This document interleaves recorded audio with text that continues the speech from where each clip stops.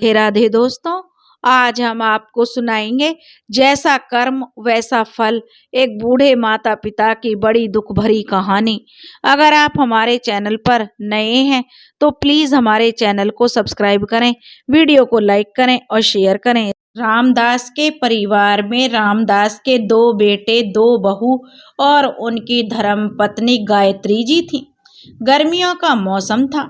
रामदास जी दोपहर के समय अपने घर में आए हुए थे तो उन्हें बहुत ज़्यादा गर्मी लग रही थी, क्योंकि गर्मी पड़ भी बहुत रही थी, क्योंकि गर्मी का मौसम आ गया था। और इतनी गर्मी में जब वो घर आए तो पसीने पसीने हो गए। घर आते उन्होंने अपनी पत्नी गायत्री देवी से कहा, अरे सुनती हो भाग्यवान, जरा थोड़ा सा ठंडा पानी लाकर दे दो, मुझे बहुत तेज प्यास लगी है। गर्मी के कारण उनकी सांस भी फूल रही थी। वह जाकर अपने घर की चारपाई पर बैठ गए थे। फिर साथ ही साथ कहने लगे, अरे ओ विशाल की माँ, सुनो, मुझे अपनी जो पानी रहने दो, थोड़ा सा शरबत या नींबू पानी बना दो ताकि मुझे कुछ राहत मिल सके। मुझे ऐसे लग रहा है जैसे आज यह गर्मी मेरा दम ही निकाल कर ले जाएगी। गर्मी बहुत ज़्यादा लग रही है। अब रामदास जी की पत्नी गायत्री देवी जी ने उनके लिए नींबू पानी बना दिया। नींबू पानी के बाद उन्हें कुछ होश आया, क्योंकि गर्मी की वजह से उनका बुरा हाल हो गया था। रामदास जी कहने लगे, अब तो गर्मी बर्दाश्त नहीं होती, लेकिन क्या करें, महंगाई भी इतनी बढ़ती जा रही है कि कुछ कर नहीं सकते हैं, और खर्चे भी इतने ज़्यादा हैं कि महीना ख़त्म होते होते सारी जमा पूंजी भी ख़त्म हो जाती है। तो गायत्री देवी जी कहने लगी, आप एक काम क्यों नहीं करते हो जी? हमारे दोनों बच्चों के कमरों में एसी लगा हुआ है, तो क्यों ना हम भी कोई पुराना एसी अपने कमरे में लगवा लेते हैं किस्तों में। उसके सारे पैसे भी चुका देंगे और पता भी नहीं चलेगा। क्यों, सही कहा ना मैंने? आजकल तो किस्तों पर सारी चीज़ें मिल जाती हैं। और मैंने तो यह भी सुना है जी, अब तो ऐसे एसी आ गए हैं जिनसे बिजली का बिल भी बहुत कम आता है। रामदास जी अपने माथे का पसीना पोंछते हुए कहने लगे, बात तो गायत्री तुम बिल्कुल सही कह रही हो। मैंने कुछ पैसे जमा किए हुए हैं। मुझे लगता है उन पैसों से हमारा एसी तो आ ही जाएगा। जहाँ 2 कमरों के एक का बिल आता है, वहाँ एक कमरे का और सही। कम से कम इस सड़ी हुई गर्मी में तो जो राहत मिलेगी। और वैसे भी हम बिल तो हम ही लोग भरते हैं, आपकी पेंशन से ही तो भरा जाता है। गायत्री देवी बोली, तो फिर हम अपने कमरे में एसी क्यों नहीं लगवा सकते? फिर दोनों ने एक ही बात में थोड़ी सी राहत की सांस ली। अब जो रामदास जी के दोनों बेटों के कमरे काफ़ी बड़े बड़े बने हुए थे, और उन्होंने अपने कमरे में एसी भी 1.5 टन के लगवाए हुए थे, जबकि उन दोनों के परिवार भी छोटे थे, सिर्फ एक एक बच्चा था। उन दोनों कमरों के एसी दिन रात चलते ही रहते थे। शादी होने के बाद ही दोनों बहुओं ने अपनी सास से बनाकर नहीं रखी थी, और दोनों बहुएं ही सास पर हावी होने की कोशिश करती थी, और ना ही दोनों बहुओं ने अपने सास ससुर की कोई जिम्मेदारी अपने सर पर ली हुई थी। बेचारे दोनों इस उम्र में भी खुद ही सभी काम खुद किया करते थे, और यहाँ तक कि अपने कपड़े भी खुद ही धोते थे, और अपना खाना भी खुद ही बनाया करते थे। उन्हें तो 2 बहू होने पर भी कोई आराम नहीं था। बहू तो सीधे मुंह तक बात तक नहीं करती थी, और उनके काम तो बिल्कुल भी नहीं करती थी। इसलिए उन्होंने यह भी कह दिया कि तुम लोग हमारी चिंता बिल्कुल भी मत करना, हम अपनी सभी जिम्मेदारी अच्छे से निभा सकते हैं। क्योंकि रामदास जी और उनकी पत्नी गायत्री देवी घर में किसी भी तरह का कोई भी जो लड़ाई झगड़ा नहीं चाहते थे, और बस तुम अपने परिवार का ख्याल रख लेना, उनसे बोल दिया, और उन्हें जो खाना बना लेना अपना, हमारी चिंता बिल्कुल मत करना, क्योंकि वे घर का माहौल खराब नहीं करना चाहते थे। उन्होंने कहा कि दोनों बेटे अपने अपने घर को संभालो, इसलिए उनके घर का माहौल भी अच्छा था। क्योंकि गायत्री देवी ने कभी भी बुरी सास बनने की कोशिश नहीं की थी, इसलिए वह अपना और अपने पति का खाना और सभी काम खुद ही कर लिया करती थी। लेकिन घर का सभी खर्च इकट्ठा ही होता था, और बिजली का बिल तो हमेशा रामदास जी ही भरा करते थे। उनके बेटे घर के बाकी खर्चों को करते थे। उनके घर में जो भी राशन पानी आता था सब एक ही जगह से आता था। रामदास जी को लेकिन इस बात का बड़ा दुख होता था कि उन्होंने अपने बच्चों के लिए सारी उम्र इतनी कुर्बानियां दी हैं। उनकी परवरिश में किसी भी तरह की कोई कमी नहीं रहने दी, लेकिन उनके बच्चों ने शादी होने के बाद से ही अपने माता पिता को अनदेखा कर दिया था। उन्होंने हर बात में अपनी पत्नियों का ही साथ दिया। खैर, अगले ही दिन की बात है, गायत्री जी की बहन का देहांत हो गया और रामदास जी की भी तबीयत ठीक नहीं थी, इसलिए वह भी सफर नहीं करना चाहते थे। गायत्री जी बस रोए जा रही थी, इसलिए उन्होंने जो अपनी पत्नी गायत्री जी को उनके घर भिजवा दिया। उन्हें पता था कि वह लगभग 20 दिन बाद वापस नहीं आएंगी, इसलिए 20 दिन खाने की जिम्मेदारी उनकी दोनों बहुओं के ऊपर आ गई। लेकिन दोनों के मुंह बन गए थे, दोनों इस जिम्मेदारी को नहीं उठाना चाहती थी। रामदास जी को डायबिटीज थी, इसलिए उन्होंने सुबह सुबह ही नाश्ता पानी चाहिए होता था, लेकिन उनकी बहुएं तो 10 बजे से पहले अपने कमरे से निकलती भी नहीं थी, जबकि रामदास जी को अपने दोनों बेटों से भी वे कह चुके थे कि उनकी माँ 20 दिन से पहले नहीं आएगी, इसलिए अपनी पत्नियों को बोल देना कि जल्दी उठकर मेरे लिए नाश्ता बना दिया करें, क्योंकि मुझे जल्दी ही नाश्ता चाहिए होता है।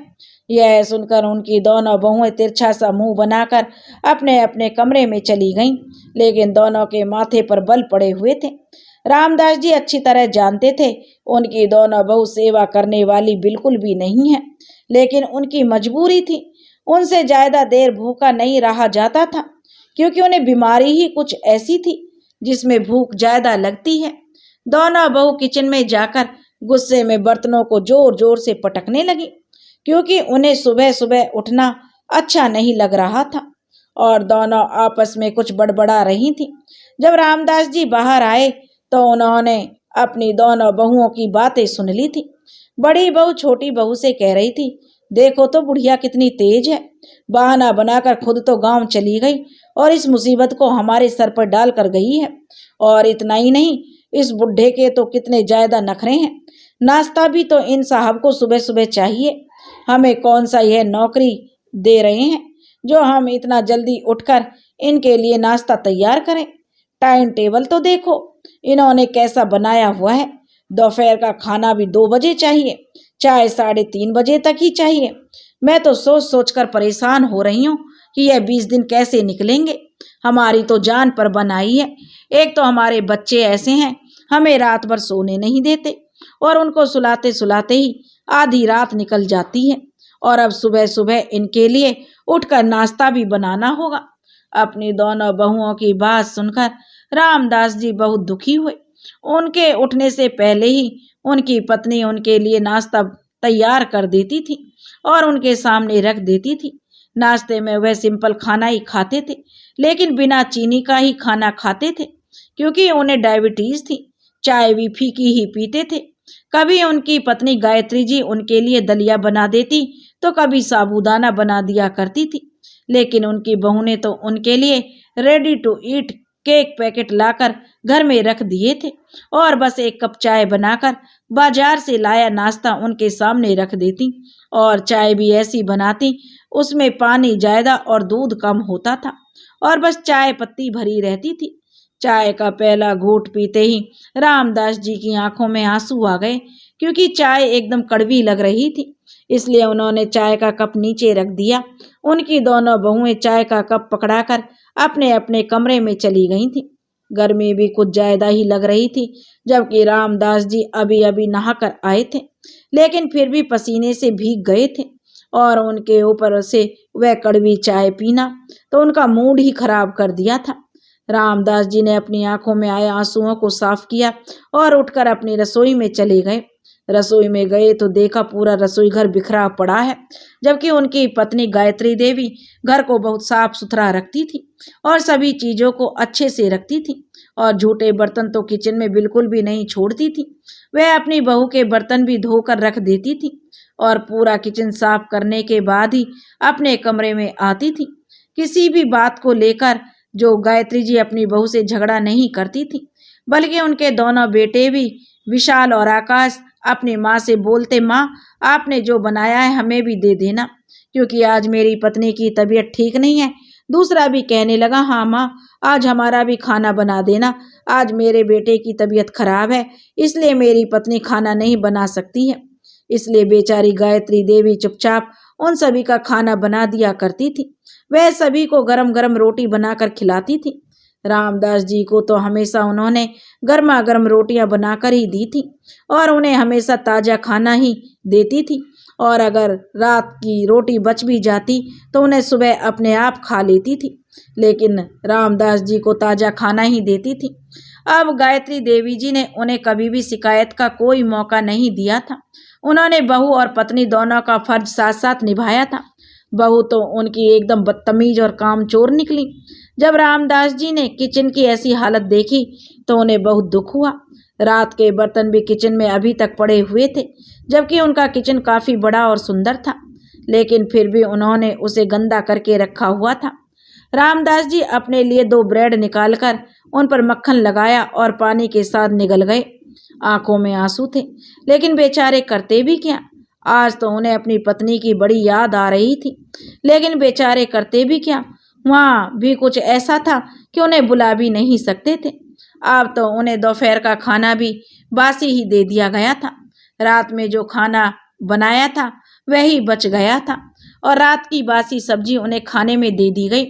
बिजली ना आने की वजह से फ्रिज बंद हो गया था, जिससे वह सब्जी खराब हो गई, इसलिए सब्जी से बदबू आ रही थी। रामदास जी ने सोचा, आज तक 40 सालों में मेरी पत्नी ने कभी मुझे बासी रोटी खाने को नहीं दी थी, लेकिन आज देखो क्या खाना मिल रहा है। रामदास जी ने वह रोटी वहीं की वहीं छोड़ दी और अपनी बहू से कहने लगे कि बहू मुझे बस 1 गिलास दूध दे दो, मुझे ज़्यादा भूख नहीं है। तो उनकी बहू कहने लगी, हे भगवान कितना खाओगे, अभी तो मैं खाना देकर आई हूँ और अभी आपको दूध भी चाहिए। अपनी बहू की बातें सुनकर रामदास जी को गुस्सा आ गया और बोले, अरे तुम अपने आप को भी ऐसा ही खाना खिलाती थी क्या, जिसमें बदबू आ रही है? क्या तुमने इस खाने को एक बार सूंघकर भी देखा है? इसे थोड़ा सा खाकर देखो, फिर तुम्हें पता चलेगा कि खाना कैसा है। गायत्री जी अब रामदास जी को समझा कर गई थी कि बहू से ज़्यादा उम्मीद मत लगाना और उनसे ज़्यादा उलझना मत, क्योंकि हमारे दोनों बेटों की बहू एकदम बदतमीज है। उन्हें बड़ों से बात करने की बिल्कुल भी तमीज़ नहीं है। लेकिन उन्हें अपनी बहू की हरकत पर इतना गुस्सा आया कि रामदास जी अपने आप पर कंट्रोल नहीं रख पाए। जब उन्होंने एक बहू को ऐसा कहा तो दूसरी का मुंह अपने आप बन गया और वह तो सर से लेकर पैर तक लाल पीली हो गई और अपने ससुर जी को कहने लगी, एक काम करो, अपनी पत्नी को बुला लो, क्योंकि आपको तो बस वही संभाल सकती है। पता नहीं क्या मुसीबत है बुढ़े की, कभी कहते हैं यह नहीं खाना, कभी कहते हैं वह नहीं खाना, और कभी कहते हैं इसमें से बदबू आ रही है। अच्छा खासा तो खाना बना हुआ है, नखरे तो देखो लाट साहब के। उनकी बड़ी बहू ने बिना कुछ सोचे समझे ही और बिना किसी संकोच के उन्हें इतनी बातें सुना डाली और सुनाकर अपने कमरे में चली गई। उनका पोता खड़ा हुआ वही यह सब देख रहा था। उसे समय वह लगभग यही कोई 12-13 साल का था। अपनी बहू की बातों से रामदास जी के आंखों में आंसू आ गए थे। वह अपने आंसुओं को साफ कर रहे थे तो उनका पोता किचन में जाकर उनके लिए दूध लेकर आया और अपने दादाजी को लाकर दे दिया और बोला, यह लीजिए दादाजी, दूध पी लीजिए। अपने पोते पर रामदास जी को बहुत प्यार आया और उन्होंने उसे गले से लगा लिया और उसका माथा चूमने लगे और बोले, देखा बेटा निखिल, तू मेरा खून है, इसलिए तुझे मेरा दर्द पता है, तभी तो तू मेरे लिए दूध लेकर आया है। वह भी अपने दादाजी के गले लग गया और कहने लगा, दादाजी आप चिंता बिल्कुल मत कीजिए, मैं भी जब बड़ा हो जाऊंगा तो अपनी पत्नी से यही कहूँगा कि माँ को बासी खाना देना, ताज़ा खाना बिल्कुल भी मत देना। और अपने दादाजी को छेड़ने लगा। अपने पोते की बात सुनकर उसके दादाजी मुस्कुराने लगे, क्योंकि वह बच्चा चुलबुली सी बातें कर रहा था और ऐसी ऐसी बातें कर रहा था कि किसी को भी हंसी आ जाए। रात को उनके दोनों बेटे घर आ गए थे। टेबल पर खाना लगा दिया गया था। अजीब सी सब्जी बनाई हुई थी। खाने को देखकर रामदास जी बोले, अरे यह कैसा खाना बनाया है? कहने को तो तुमने राजमा चावल बनाए हैं, लेकिन देखो तो जो पानी अपनी जगह है और राजमा अपनी जगह है। क्या बेटा तुमने हमेशा ऐसा ही खाना खाते हो? तुमने अपनी माँ का बना हुआ खाना नहीं देखा क्या? तुम्हारी माँ जो कितना स्वादिष्ट खाना बनाती है। अब रामदास जी अपने दोनों बेटों के बोले कि तुम्हारी पत्नियों को तो बेटा कुछ भी नहीं आता है। यह तो औरत के नाम पर भी कलंक है। इन्हें कोई भी सलीका नहीं है। अब जो रामदास जी का बड़ा बेटा कहने लगा, पिताजी ठीक ठाक तो खाना बना है, इतना बुरा भी नहीं है। और उसने वही खाना अपनी प्लेट में डाल लिया और खाने लगा और कहने लगा, पिताजी माँ तो इसलिए अच्छा खाना बनाती है क्योंकि उन्हें और कुछ तो आता जाता नहीं है। शुरू से ही बस उन्होंने खाना ही तो बनाया है। पढ़ना लिखना तो उन्हें बिल्कुल भी नहीं आता। लेकिन मेरी पत्नी आजकल की पढ़ी लिखी लड़कियों में से है। ये आजकल की लड़कियां हैं, चाहे तो कोई भी हाई एजुकेशन कर ले या फिर घर के कामों को सीख ले। एक ही काम कर सकता है ना पिताजी, कोई भी दो दो काम नहीं सीख सकते। मन तो हमेशा से यही सब किया था। माँ ने तो शुरू से ही जो खाना बनाया है इसलिए उन्हें अच्छे से आता है। हम भी तो अपना गुजारा चला ही रहे हैं, तो फिर आप इस खाने को क्यों नहीं खा सकते? रामदास जी बोले, हाँ बेटा, वह तो मैं देख ही रहा हूँ। तुम्हारी पत्नियों ने कितनी हाई एजुकेशन ग्रहण की है और कितना सलीका आता है। इससे अच्छी तो तुम्हारी अनपढ़ माँ है। कम से कम उसका बना हुआ खाना इंसान पेट भर भर के तो खा सकता है और घर भी स्वर्ग जैसा लगता है। लेकिन तुम्हारी पत्नियों ने तो घर को बर्बाद कर दिया है खाना बना बना कर।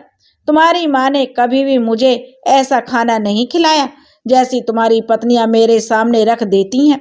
शादी से पहले तो तुम लोगों ने बहुत जो बड़े बड़े नखरे दिखाते थे।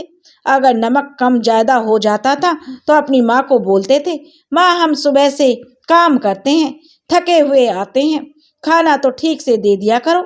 और आज देखो साहबजादों, इस तरह के खाने से तुम्हें कोई परेशानी नहीं हो रही है। अब तुम लोग बड़े आराम से चुपचाप खा रहे हो। यह कहकर रामदास जी वहां से खड़े हो गए और कहने लगे, एक काम करना बेटा, मुझे बाजार से थोड़ी सी दही लाकर दे देना, मैं उसी से खाना खा लूंगा। तो रामदास जी का बड़ा बेटा बोला, ठीक है, मैं खाना खाने के बाद ले आऊंगा, और भी कुछ चाहिए तो बता देना। रामदास जी बोले, हाँ बेटा, मेरे लिए दूध और ब्रेड भी ले आना और अपनी पत्नियों को बोल देना कि वह अपने कमरे में ही बैठी रहें, बाहर आने की उन्हें कोई जरूरत नहीं है, ना ही कोई नाश्ता बनाने की जरूरत है। इतना कहकर वह अपने कमरे में चले गए। अभी तो उनकी पत्नी को अपने घर गए हुए एक ही दिन हुआ था, तभी रामदास जी का यह हाल हो गया था कि मजबूरन पत्नी को उन्हें फोन करना पड़ा और कहने लगे, गायत्री, जब से तुम गई हो जो बहुत ही मन नहीं लग रहा है। और अपनी पत्नी को फोन पर वो रोने लगे। उनकी पत्नी जो फोन पर रो रही थी, थोड़ी देर बाद बात करके उन्होंने पूछा, तुम यह बताओ कि कब तक आओगी? तो गायत्री जी बोले, अरे अभी अभी तो मेरी बहन इस दुनिया से गई है, उसके बच्चे भी बहुत ज्यादा रो रहे हैं, उन्हें अकेला छोड़कर मैं कैसे आऊं? वह तो मुझे भी आने भी नहीं दे रहे और बोल रहे हैं, मौसी जी थोड़े दिन हमारे पास रुक जाना। फिर रामदास जी बोले, अगर गायत्री जी तुम वहां रुक गई तो मैं यहाँ मर ही जाऊंगा। इतना सुनकर गायत्री जी बोली, अरे कैसी बातें कर रहे हो आप? भगवान करे तुम्हें मेरी भी उम्र लग जाए, आपको कुछ भी नहीं होगा। ऐसी बातें क्यों कर रहे हो? आखिर क्या हो गया? दास जी बोले, इन दोनों बहुओं ने तो मेरा जीना हराम कर दिया है, मेरी जिंदगी नरक बनाकर रख दी है। मुझे बासी खाना खाने को देती हैं, कड़वी चाय पीने को देती हैं और बासी सब्जी ही खाने को देती हैं। मुझे ऐसा खाना नहीं खाया जाता गायत्री, क्योंकि मुझे ऐसा खाना खाने की आदत नहीं है। और अगर कुछ बोल दो तो जुबान लड़ाने लगती हैं। मुझे तो एक दिन भी बर्दाश्त नहीं हो रहा है, इसलिए तुम जल्दी से आ जाओ गायत्री। लेकिन तुम भी मजबूर हो, तुम भी नहीं आ सकती हो, लेकिन अगर हो सके तो जल्दी आ जाना, वरना मैं तुम्हें कभी भी रुकने से मना नहीं करता। फिर तो गायत्री जी जल्दी ही वापस आ गई थी। उसके बाद जाकर रामनाथ जी को कुछ राहत की सांस आई, लेकिन वह गर्मी से परेशान थे। गर्मी की वजह से पूरे बदन पर दाने निकल आए थे। अब गायत्री जी कहने लगी, गांव में भी बहुत ज्यादा गर्मी थी, लेकिन रात को तो मैं अपने भांजे के कमरे में सो जाती थी। वहां पर एसी लगा हुआ था, इसलिए अच्छी नींद आ जाती थी। लेकिन बेचारा जायदा एसी नहीं चलाता था, क्योंकि बिल भरना पड़ता था, इसलिए दोपहर में पंखे से ही काम चलाते थे। दोनों पति पत्नी गर्मी की वजह से बहुत परेशान हो रहे थे। बेटे तो पहले ही साफ साफ बोल चुके थे, हमारे इतने खर्चे बढ़ चुके हैं पिताजी, और हम और एसी नहीं लगवा सकते। और जैसे ही रामदास जी ने अपने कमरे में एसी लगवा लिया, यह देखकर दोनों बहू और बेटों को तो जैसे सांप सूंघ गया। फिर जब उनके कमरे में एसी चला तो उन्हें कुछ राहत आई। और ऐसी एसी लगने पर उनके दोनों बेटे उनके कमरे में आकर कहने लगे, पिताजी आपने बताया नहीं कि आपने एसी लगवाना चाहते हैं। तो रामदास जी बोले, तुम दोनों को बोला तो था बेटा एसी लगवाने के लिए, लेकिन तुम दोनों ने कोई जवाब नहीं दिया था, इसलिए मैंने अपने आप ही एसी लगवा लिया। मेरे पास इतनी जमा पूंजी थी जिसे मैं एसी लगवा सकता था, इसलिए लगवा लिया। मेरी पत्नी को भी तो सुकून की जिंदगी चाहिए, क्योंकि सारी उम्र तो उसने परेशानियों में ही गुजार दी। हम तो यही सोचते थे कि जब हमारे बच्चों की नौकरी लग जाएगी तो हमारे भी अच्छे दिन आ जाएंगे, लेकिन शायद हम इस मामले में हमारी किस्मत अच्छी नहीं है बेटा। अब रामदास जी जो कहे बिना नहीं रह पाए थे। अब गायत्री जी कहने लगी, अरे अब बस भी करो। अरे बेटा, तुम्हारे पापा ने थोड़े से पैसे जमा किए थे, बस उन्हीं से एसी लगवा लिया, क्योंकि इन्हें अब गर्मी लगती है और इनसे गर्मी बर्दाश्त नहीं होती, क्योंकि अब हम भी बुढ़ापे की तरफ बढ़ गए हैं, इसलिए ज़्यादा तकलीफ बर्दाश्त नहीं होती है। फिर उन्होंने रामदास जी के शरीर के ऊपर पड़े हुए वे लाल लाल दाने दिखाए, जो गर्मी की वजह से पूरे बदन पर हो गए थे, जिसे उन्होंने खुजा खुजा कर जख्मी कर लिया था। और उनके हाथ भी तो देखो, उन्होंने अपने दोनों हाथों को खुजली करके कैसा कर लिया है, इसलिए एसी लगवाना पड़ा। देखो बेटा, तुम्हारे बाप की कैसी हालत हो गई है। दोनों बेटे शर्मिंदा होकर कमरे से बाहर निकल गए, लेकिन रामदास जी फिर भी एसी कम चलाते थे ताकि बिजली का बिल कम आए, जबकि उनकी दोनों बहुएं तो दिन और रात एसी चला कर रखती थीं। उन्होंने इस बात की तो बिल्कुल भी फिक्र नहीं थी कि बिल कितना आएगा, क्योंकि उन्हें कौन सा बिल देना होता था। पूरा दिन एक कमरे में बैठी रहती थी, 1 मिनट के लिए भी कमरे से बाहर नहीं निकलती थी। हर समय उनके कमरे का एसी चलता रहता था। बस थोड़ा बहुत काम करने के लिए ही अपने कमरे से बाहर आती थी, उल्टा सीधा खाना बनाकर फिर अपने कमरे में घुस जाती थी। उनके पति उनका बनाया हुआ हर तरह का उल्टा सीधा खाना आराम से खा लेते थे, किसी को कोई भी आपत्ति नहीं थी। लेकिन जब महीने का आखिरी दिन होता और बिल आता तो फिर एक दूसरे के मुंह की तरफ देखने लगते थे। लेकिन इस महीने तो एक एसी और बढ़ गया था और बिल भी ज्यादा आया था। बिल को देखकर उनके बड़े बेटे ने वह बिल अपने पिताजी के मुंह पर फेंक कर मारा और बोला, देखो पिताजी कितना बिल आया है। अपने बेटे की इस हरकत पर रामदास जी को बहुत गुस्सा आया और उन्होंने बिल को उठाकर देखा तो 19,000 का बिल आया था, लेकिन इससे पहले भी लगभग 16,000 का तो बिल आ ही जाता था। इस बार 3 एसी होने की वजह से थोड़ा सा बिल और ज्यादा आ गया, लेकिन यह बिल तो उनके पिताजी ही भरते थे। तो रामदास जी बोले, अरे क्या हो गया अगर इस बार 3,000 और बढ़कर आ गया, क्योंकि बिल तो मुझे ही भरना होता है। घर में 3-3 एसी चलेंगे तो बिल तो इतना आएगा ही, और अगर ऐसी ही बात है तो थोड़े से पैसे तुम डाल दो। तो उनका बेटा बोला, नहीं नहीं, मेरे पास इतने पैसे नहीं हैं, मैं फोकट में खर्च करता फिरूं, और मैं तो बहुत थोड़े से पैसे कमाता हूँ, मेरी इनकम लाखों में नहीं है। मुझे भी अपने बेटे का खर्च चलाना है, उसकी पढ़ाई लिखाई का खर्चा उठाना है, इसलिए मेरे से कोई उम्मीद लगा कर मत बैठना, मैं यह बिल नहीं जमा कर पाऊंगा। तो रामदास जी बोले, अरे जब मैं इतने सालों से बिल जमा कर रहा हूँ तो तुम थोड़े से पैसे क्यों नहीं डाल सकते हो? आखिर मेरे लिए इतना तो कर ही सकते हो। तो ठीक है, अगर तुम मेरा बिल नहीं भर सकते हो तो फिर एक काम करो, तुम दोनों अपना अपना बिल भरो और मैं अपना बिल भरता हूँ, फिर तो सही रहेगा। और रह गया घर के राशन पानी का खर्चा, तो मैं अपने राशन पानी का इंतजाम भी खुद ही कर लूँगा, तुम्हारे ऊपर बोझ नहीं बनूंगा। मेरी इतनी पेंशन तो आती है जिससे मैं अपना और अपनी पत्नी का पेट भर सकूं। उनके इतना कहते ही उनके दोनों बेटे भड़क उठे और कहने लगे, पिताजी अच्छा तो ठीक है, फिर एक काम और कर लीजिए, आप अपने रहने का इंतजाम भी अलग कर लीजिए। अब उनके इतना कहने की देर थी कि अब तो रामदास जी तो आग बबूला हो गए और उन्हें बहुत ज्यादा गुस्सा आ गया। तो रामदास जी बोले, तुम कौन होते हो मुझे घर से निकालने वाले? यह घर मेरा है, तुम लोग इस घर से जा सकते हो। उनके इतना कहते उनके बेटा उनकी तरफ हाथ उठाने लगे। तो गायत्री जी बोली, अरे नालायकों, तुम्हें शर्म नहीं आती अपने बाप के ऊपर हाथ उठाते हुए? तो उन्होंने गायत्री जी को पीछे की तरफ धक्का दे दिया, जिससे गायत्री जी पीछे की तरफ जाकर गिरी और अपने पिताजी पर हाथ जो पकड़कर बोले, यह सिर्फ तुम्हारा घर नहीं है, यह हमारा भी घर है, इसलिए ज्यादा बोलने की जरूरत नहीं है और ना ही हमारे सर पर चढ़कर बैठने की जरूरत है।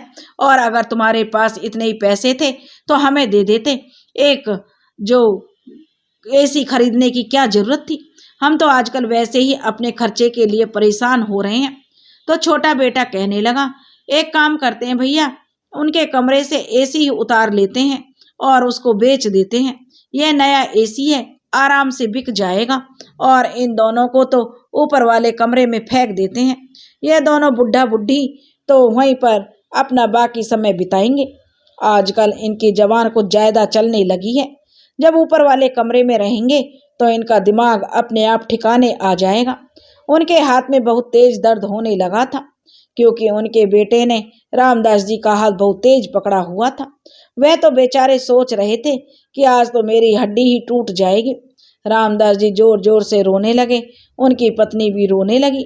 जोर से गिरने के कारण गायत्री जी को भी चोट आ गई थी, लेकिन उठकर अपने पति के पास आकर वो खड़ी हो गई और फिर तो उनके दोनों बेटों ने उनका सामान उठाकर ऊपर वाले कमरे में फेंक दिया, जहाँ पर ना तो बिजली थी और ना ही कोई पंखा लगा हुआ था।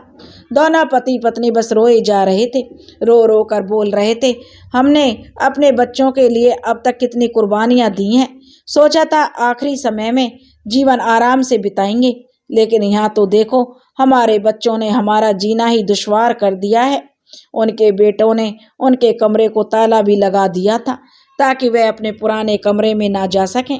गर्मी के मौसम में जब गरम गरम हवाएं चलती हैं तो उन्हें बड़ी तकलीफ होती थी, इसलिए एक दिन परेशान होकर दोनों रात के अंधेरे में ही घर से निकल गए। जब सुबह हुई तो उनके बेटों ने देखा कि उनके माता पिता घर पर नहीं है, लेकिन उन्हें इस बात से कोई फर्क नहीं पड़ा, बल्कि उनके मन में तो खुशी के लड्डू फूटने लगे और नाचने गाने लगे कि यह तो कमाल हो गया, घर भी अपना हो गया और माता पिता से भी पीछा छूट गया।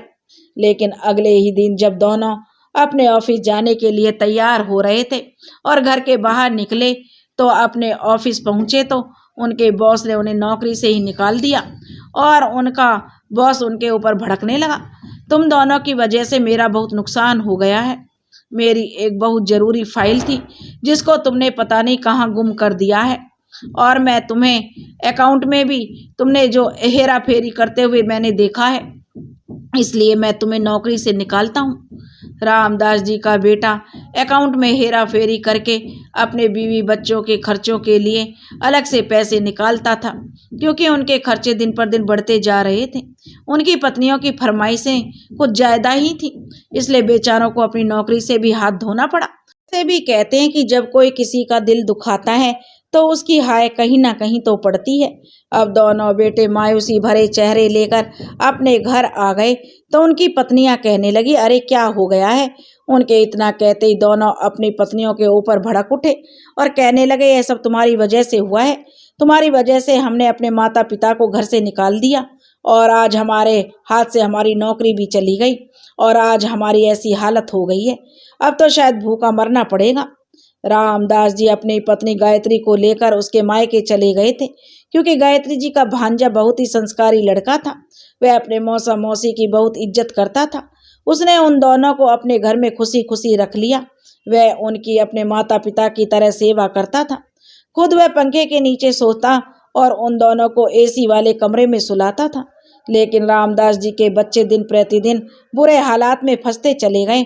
2 वक्त की रोटी के भी लाले पड़ गए, यहाँ तक कि अब तो उनका घर भी बिक चुका था।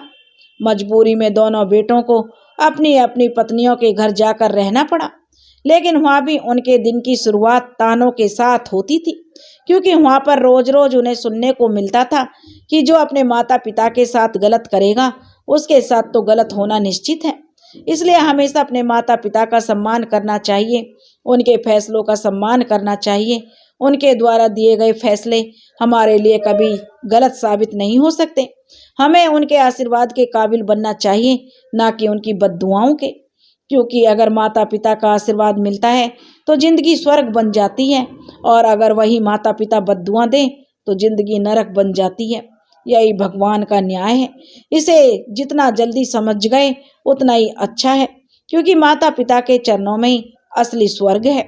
दोस्तों, अगर आपको यह कहानी पसंद आई हो तो प्लीज़ हमारे चैनल को सब्सक्राइब करें, वीडियो को लाइक करें और शेयर करें। राधे राधे।